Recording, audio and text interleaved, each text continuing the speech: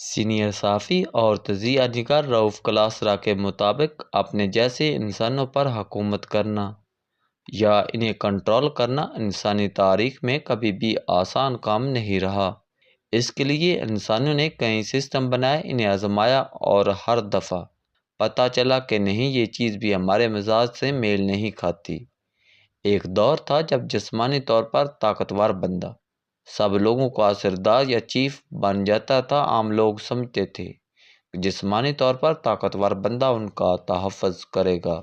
اس طرح غیر معمولی صلاحیتوں کے لوگوں کو بھی انسان اپنا حکمران بناتے آئے ہیں۔ جو خوبیاں انسان اپنے اندر نہیں پاتے تھے وہ دوسروں میں دیکھ کر ان کے آگے جھک جاتے تھے۔ اس لیے آپ دیکھیں تو انسان ہمیشہ سے انسانی دیوتاؤں سے لے کر سورج چاند تک کو بھی دیوتا مان کر ان کی پوجا کرتے رہے ہیں۔ ہر وہ چیز جو ان کے خیال سے بڑی تھی یا جو انہیں خوفزدہ کرتی تھی وہ اسے خدا مان لیتے تھے اور اس کی پوجا شروع کر دیتے تھے تاکہ دیوتا ان سے خوش رہے۔ ابھی کچھ برس پہلے ہزاروں سال پرانے ایک غار سے ایک لڑکی کی لاش ملی جس کے بارے میں کہا جاتا ہے کہ وہ دیوتاؤں کی پیش کی گئی تھی اور وہ غار میں خوف اور سردی سے سکڑ گئی تھی۔ اس خوفزدہ لڑکی کا سکڑا ہوا جسم صحیح سلامت ملا جس پر ریسرچ کی جا رہی ہے۔ انسان نے آج کے جدید دور تک پہنچنے میں بڑی ذہنی اور جسمانی قربانیاں دی ہیں۔ سینکڑوں ہزاروں انسانوں کا خون بہایا گیا تاکہ دیوتا راضی رہے۔ دھیرے دھیرے انسان کا ذہن ترقی کرتا گیا اور ان سب دیوتاؤں کے بت جو انسانوں نے اپنے ذہنوں میں تخلیق کر رکھے تھے وہ پاش پاش ہوتے چلے گئے۔ انسان باشعور ہوتا چلا گیا اور سب نظریات چیلنج ہونے لگے۔ رئیس کثر یورپ میں پرنٹنگ پریس کی ایجاد نے پوری کر دی جس نے کتابیں ہر طرف پھیلا دی اور شعور بیدار ہونا شروع ہوا اور انسان کو بندوق اور تلوار کے زور پر قابو کرنا یا ان پر حکمرانی کرنا مشکل ہوتا چلا گیا۔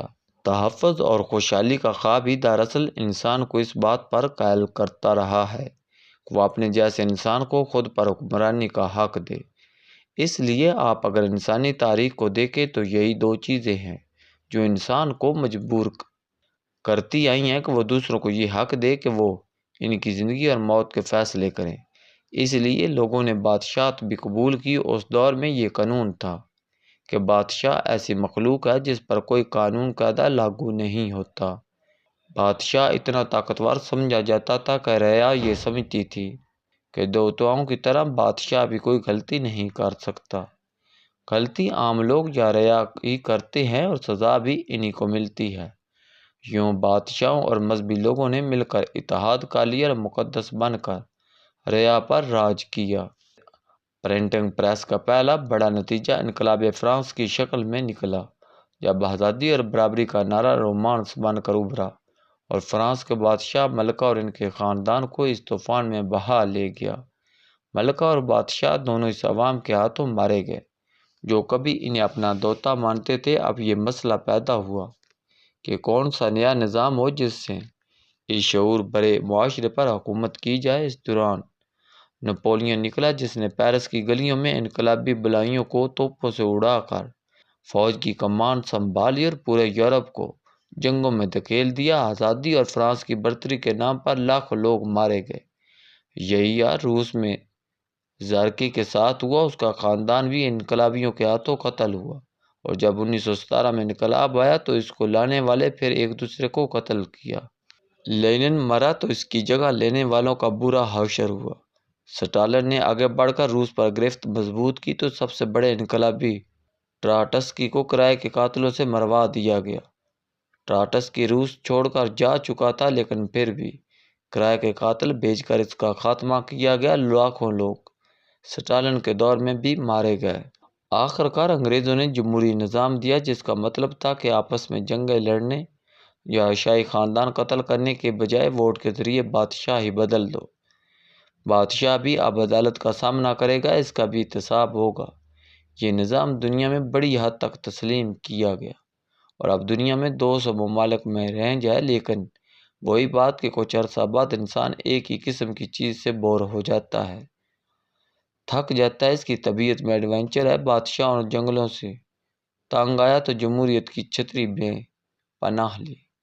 اب جمہوریت سے بھی بور ہونے لگا ہے۔ کچھ عرصہ قبل ایک کتاب آئی تھی جس کا عنوان تھا جمہوریت کیوں دم توڑ رہی ہے۔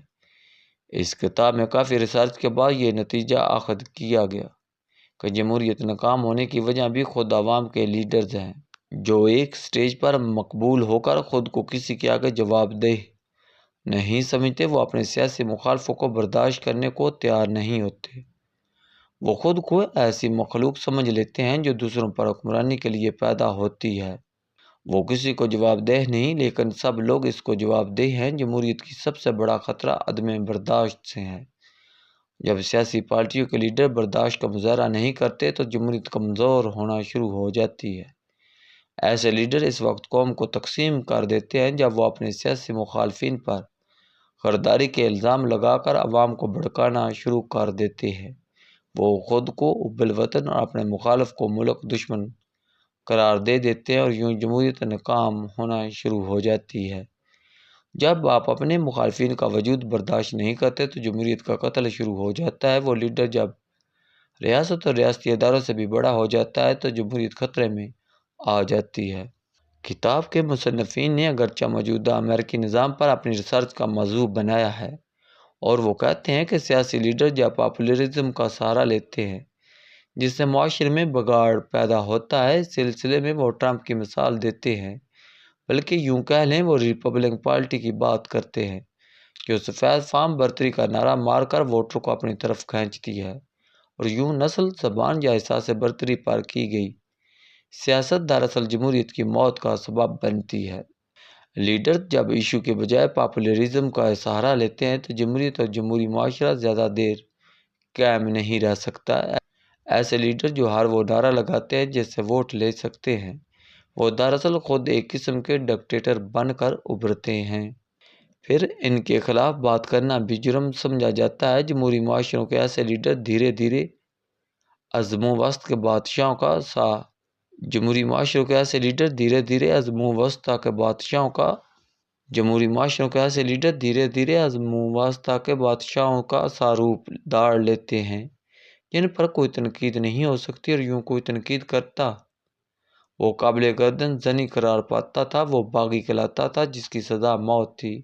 یوں آمریت یا بادشاہت کو شکست دے کر عوام جنہیں اپنا جمہوری لیڈر سمجھتے ہیں، انہیں مہان بنا کر تخت پر بٹھا کر ان کی پوجا شروع کر دیتے ہیں۔ کتاب میں وہ ٹرمپ اور کچھ اور ملکوں کی مثال پیش کرتے ہیں جو اب کلٹ بن چکے ہیں۔ وہ سیاسی پارٹی یا لیڈر نہیں رہے، ان کے فالورز انہیں دیوتا کا درجہ دے چکے ہیں، اور یہی لیڈر جمہوریت کو ناکام کر رہے ہیں جو اپنے علاوہ سب کو غدار یا چور سمجھتے ہیں اور برداشت کرنے کو تیار نہیں ہیں۔